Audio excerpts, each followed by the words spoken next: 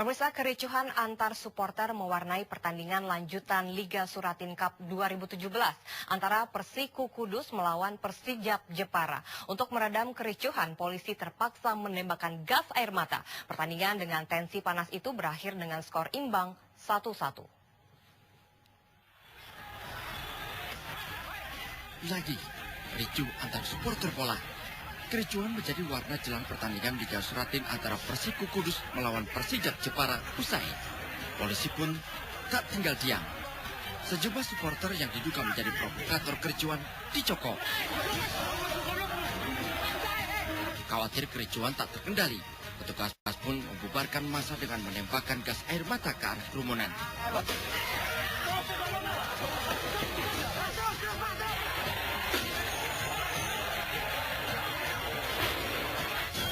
Sebuah bambu runcing dan sebilah celurit yang disembunyikan seorang supporter diamankan. Buat dugaan saling ejek menjadi musabab kericuhan antar supporter kesebelasan.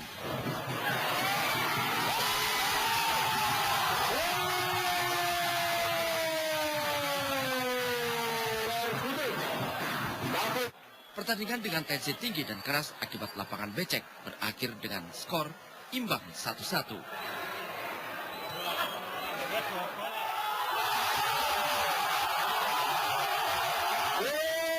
Demikian laporan Galih Panunggal dari Kudus, Jawa Tengah.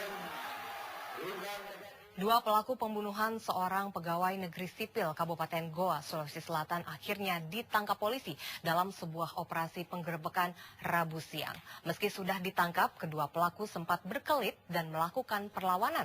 Namun mereka tak berkutik setelah polisi membeberkan bukti kejahatan mereka.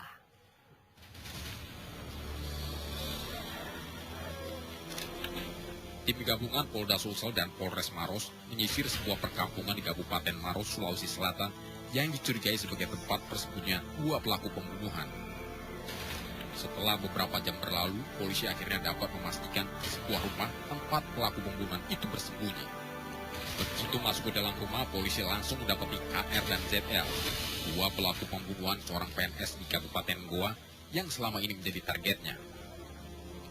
Meskipun sempat berkelit dan memberikan perlawanan saat diringkus, kedua pelaku pembunuh PNS itu akhirnya tak berkutik saat polisi membeberkan sejumlah bukti kejahatannya. Polisi kemudian meminta keduanya menunjukkan tempat barang bukti yang digunakan untuk menghabisi nyawa PNS. Hasilnya polisi menemukan sebuah martil yang dibuang di wilayah kota Parepare saat melarikan diri ke Kabupaten Polman. KR dan ZL mengaku membunuh Amir Ahmad, seorang PNS kesehatan di Kabupaten Goa Selasa kemarin dengan menghantamkan martir ke kepalanya. Keduanya mengaku sakit hati karena pernah diperkosa korban. Kedua pelaku pembunuhan itu juga mengatakan korban mempunyai kelainan seksual, namun keterangan itu masih terus didalami polisi. Demikian laporan Zaki Akbar dari Maros, Sulawesi Selatan. Kasus pembunuhan seorang pria pemilik sebuah toko sembako di Jombang, Jawa Timur sukses dibongkar polisi. Ada dua orang yang terlibat pembunuhan sadis tersebut, yakni ibu dan anaknya.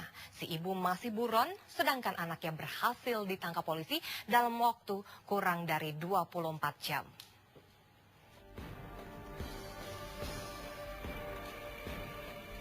Dengan dikawal 4 polisi, DNS tiba di kantor Polres Jombang.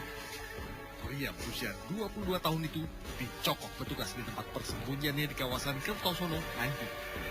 DNS adalah anak tiri Zen Haryadi, pemilik toko sembako di Jombang yang dibunuhnya secara sadis yang dilakukan bersama dengan ibunya yang juga istri korban.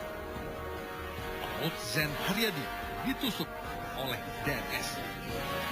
Lalu dengan pisau yang sama, ibu pelaku menghujamkan ke punggung suaminya hingga sebanyak 7 kali. Perbuatan sadisnya tak sampai di situ. Pelaku menyumpal pakaian dalamnya ke mulut korban agar cepat mati. Lalu, sebab apakah sampai Zen Haryadi dibunuh oleh istri dan anak tirinya yang dirawat sejak berumur 8 bulan tersebut?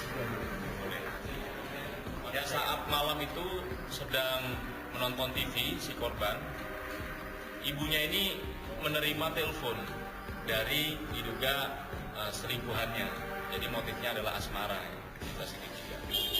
Nah, karena Karena tidak terima, si korban mengambil pisau, mengancam untuk membunuh si istri korban ini.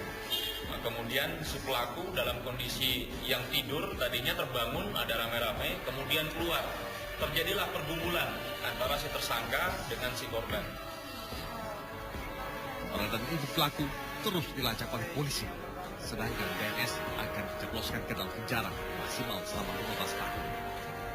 Demikian laporan Umar Sanusi dari Jombang, Jawa Timur. Pemirsa, unjuk rasa puluhan pedagang yang membuang buah dan sayuran dagangannya di Pemalang, Jawa Tengah dan lomba balap miniatur kapal di Trenggalek kami rangkum dalam Tobat, topik sekelebat.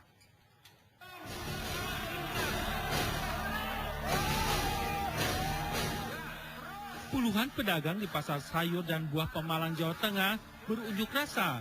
Dalam aksinya, mereka membuang sayur dan buah ke tengah jalan sebagai bentuk kekecewaan mereka kepada pengelola pasar yang tidak memperhatikan lingkungan pasar.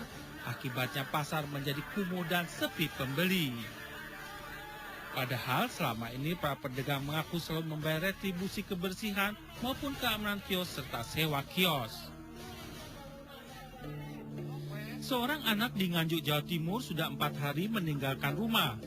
Keluarga korban khawatir buah hatinya Aziz Atifuddin, 12 tahun siswa kelas 5 SD Sukorojo 4 ini menjadi korban penculikan.